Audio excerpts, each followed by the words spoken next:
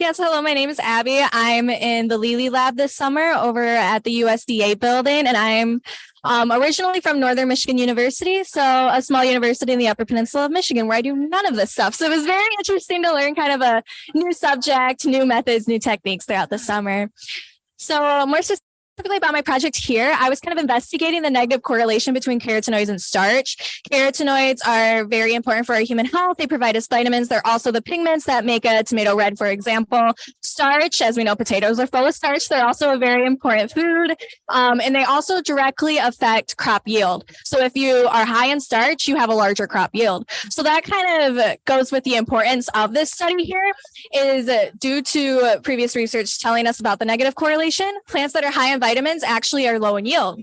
So I'm kind of trying to figure out why that's happening and how that's happening. So I took a couple plants, two of them that are overexpressing in the PSY, which is protein synthase. It's part of the carotenoid biosynthesis pathway. So these plants should be high in carotenoids. So following the negative correlation, they should be low in starch. So doing a time course study here, it's found that starch accumulates throughout the day. So the darker purple color that you see, that's the more starch present within the plant. And then the two overexpression lines here are lower in starch levels compared to Columbia, which is our wild type, and mutant. They're supposed to act similar. So knowing that, we also looked at the carotenoids and the levels of that. Surprisingly, there's really not much significant correlation, significant difference between the four lines and the carotenoid level other than phytoene, which is right here, where the Columbia mutant barely had anything, but the two overexpression lines actually had some. So we know there is something causing these plants to be low in starch, even though they're overexpressing carotenoids, but not actually having more carotenoids at the end of the day than these other plants. So in future work, we're wanting to quantify the RNA through QRT-PCR to see what genes could be causing this reaction to occur.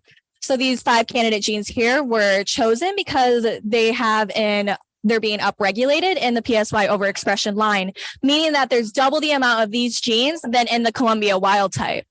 And then these genes are in green up here. They are very important in the starch biosynthesis pathway, which is why they could also be causing them to have less starch at the end of the day compared to these wild type plants. The last analysis that I was able to do this summer is looking at the total soluble sugars. So starch is actually a type of sugar, but it's unsoluble. So we're wondering if there's a difference between the unsoluble sugars. Is there any difference between soluble? And we found out there's actually not. So that's the project that I worked on this summer. Thank you. My goodness, you've done a lot. You must have been very busy all summer long. So if you aren't seeing any differences in the carotenoids and in the total soluble sugars, but you do see a difference in the accumulation of starch, do you have any ideas, any thoughts on why? Is there anything else that you would look at to maybe explain that difference? Yeah. That's a good question. So one of them is also by doing the quantitative PCR. So figuring out if these gene levels actually have anything to deal with it.